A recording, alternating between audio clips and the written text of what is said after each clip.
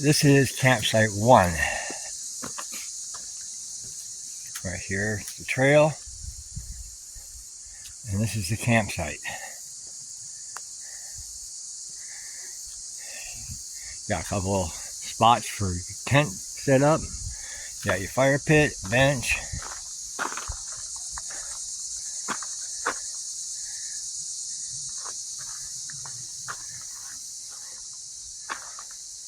Got the woods right here. The river is just right over there. So you're not really far from the river if you need to get water. Actually, every one of these sites is pretty accessible to the river. But this is campsite 1.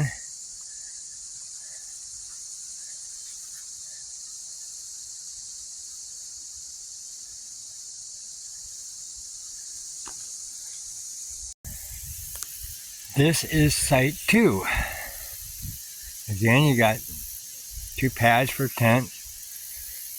Got your fire pit, log to sit on. See the river right over there. This is a nice site, but it has, in my opinion, 2 drawbacks. One, right there is a trail.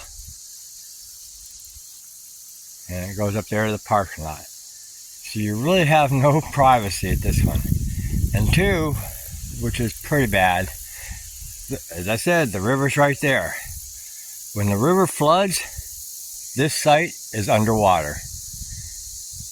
So if you book site 2 and it's right after a lot of rain, you may want to call to make sure this site's still available, because I guarantee you, I've seen it flood many times. That's the only, big disadvantage of site 2. So like I say, if you do book site 2 and it's right after a lot of rain, it's probably best to call and make sure this site is still accessible.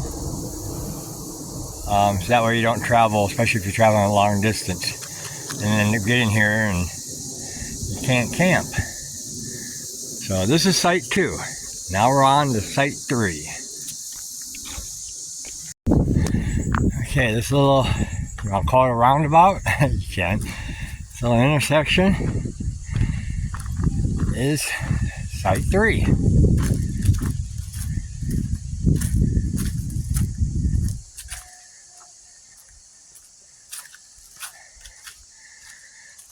Again, 2 pads, your pit, and another bench. I just thought about it, but you notice down at site 2 there was a log instead of a bench. That could be because they didn't want the bench to wash away in the flood. But this is site 3. I like this site. It's a small site, but if you have kids and you want to play some games, whatever, you got that out there.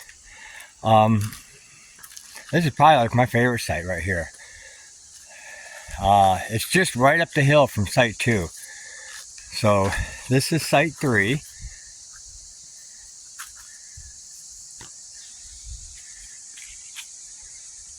Alright, now we're getting ready to come up on the stream. I don't know the name of the stream. The river is just right there. Now there have been a few times I've seen this trail here also flooded if the river gets really high.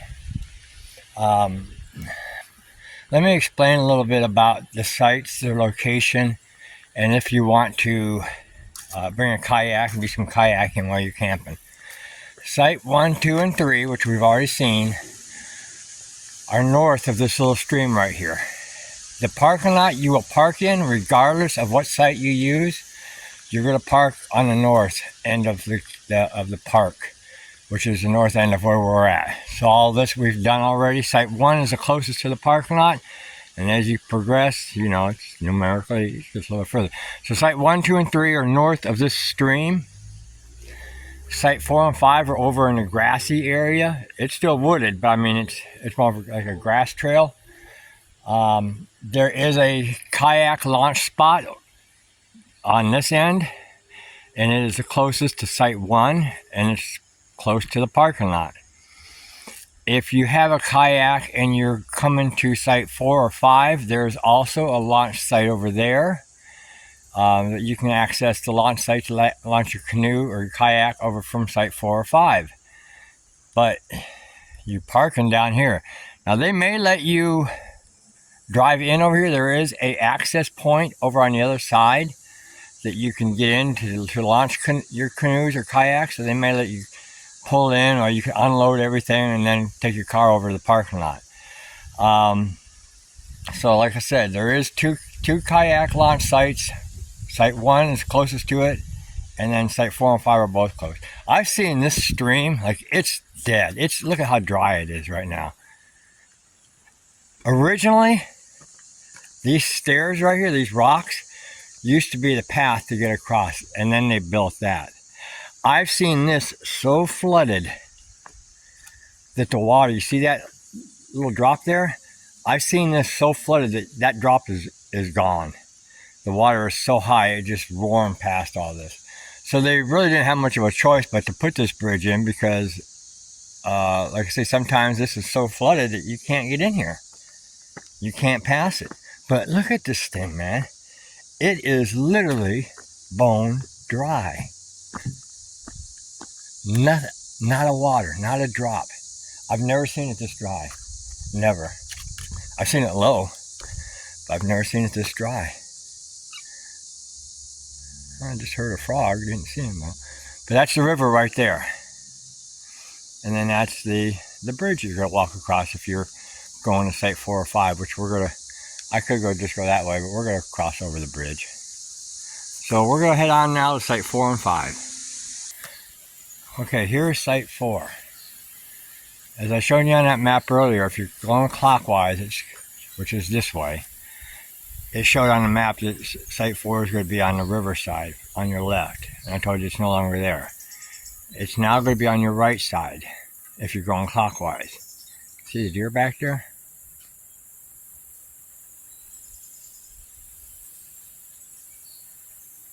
So you get a free deer with site 4.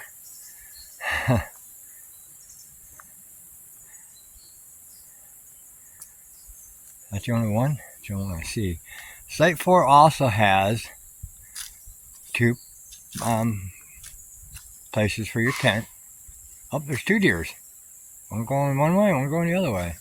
You hear them snort? They said, we don't like you here. Got a fire pit, no bench here. If you need water, the river's probably like 75 yards that way. There's spots, I know it looks rough to go through there, but there's spots where you can get over to the river. But like I said, you got 2 sites for your tent, and you got a pit. You probably have to come up with a place to sit, make a bench or something like that, or bring your own camping chairs. But this is site 4. If you want privacy, I think site 4 and 5 are probably your best options, because they're over on this side. And it seems like less people come over to this side and hike than over in the main part of the park.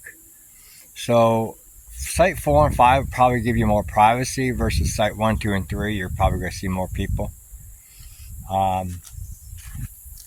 And you got some room if you want to play. If you got kids, you go out here, maybe play some games on the trail or whatever. So you got a little bit of space. But this is site 4.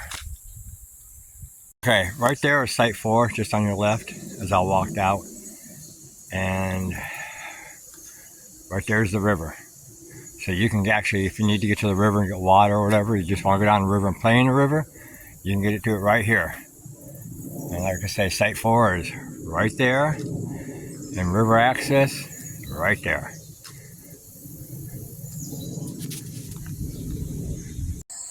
Okay, here we are at site 5. It's just like right, you don't see it from there, that open spot right there, that's high power wires right there. So it's just past that. Again, going clockwise. 5 is literally on the river. Again, 2 pads for a tent. You got your fire pit. But again, no bench. So the only ones that had benches were site 1 and 3. 2, 4, and 5 didn't have, well, 2 had the log. But here's your river. A little rough getting down there, but you can get down. Doesn't look all that deep, looks fairly shallow. Play in it for a while, jump in it, cool off.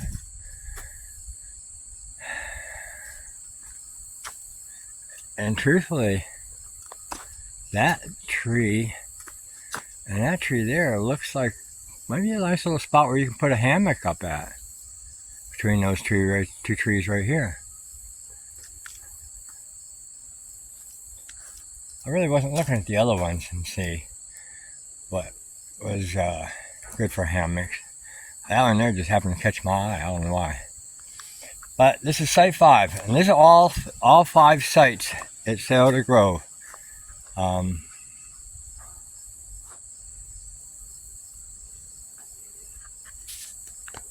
So if you have any questions, just comment below. I'll try to answer what I can. Okay, this is the canoe kayak launch site over here near 4 and 5.